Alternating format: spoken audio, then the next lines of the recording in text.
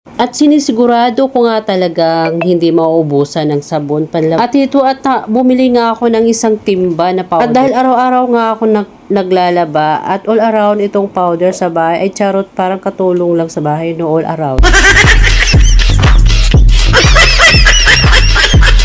At hirap na hirap nga akong buksan. Ay, pagkatigas-tigas ba naman ito? Ikaw na nga yung bumili at nagbayad ng pagkamahal-mahal. Pahirapan ka pang magbukas. At kumuha na nga talaga ako ng plies nang mabuksan ko kasi matigas talaga siya. Buti pa ito at matigas, hindi katulad nung alam ko, charot. O ayan, green-minded ka na naman. Wala po ako ibig sabihin, no? Ikaw lang talaga ang nag-iisip ng masama. Ay nako, bahala ka nga. Kung ano yung iniisip mo, yun na yun. Ay, basta ako, wala akong alam doon sa iniisip.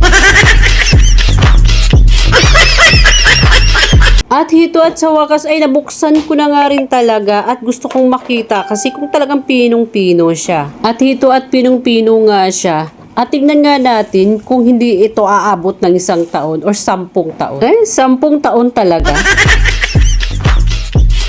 Mas okay kasi yung mas sobra kaysa kulang. Mahilig talaga ako mag-stock, guys, lalo sa mga ganitong powder na panlaba kasi marami akong pinaggagamitan sa powder. At sinasabi nga ng hubby ko ay para daw akong may laundry shop kasi isang timba ba naman na powder yung binili ko. Ay nako, mas okay na yung maraming stock kaysa konting stock at malayo po kami sa bayan. Kumbaga malayo kami sa mismong city. O Mare, alam mo na kapag naubos itong powder na panlaba, para hindi na boysy na timba yung ginagamit mo sa pagligo. O siya, tama na yung chikahan at next time na naman tayo mag-barbecue. At marami nga palang salamat sa panunood nyo palagi ng aking video kahit minsan ay nakakabore. At see you sa aking next video, guys. Bye-bye!